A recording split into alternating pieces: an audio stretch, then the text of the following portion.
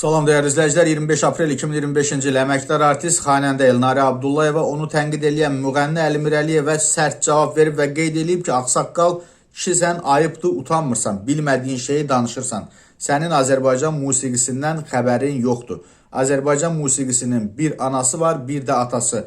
Biri muğamdır, o biri aşıq musiqisi. Sənin də bunlardan xəbərin yoxdur və indi neyniyək? Bircə yol var, o da məhkəmə. Amma vaxtım yoxdur belə adamlara.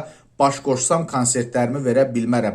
Əli kimdir ona baş qoşum? Elnarə Abdullayeva Əli Mirəliyevi öldürməklə hədəliyib. Mən Heydər Əliyev Sarayında muğam konsertləri verəndə yerimə səhnədə Əli Mirəliyev oxuyurdu. Mahnıları mən oxuyurdum. Muğamları Əli Mirəliyev.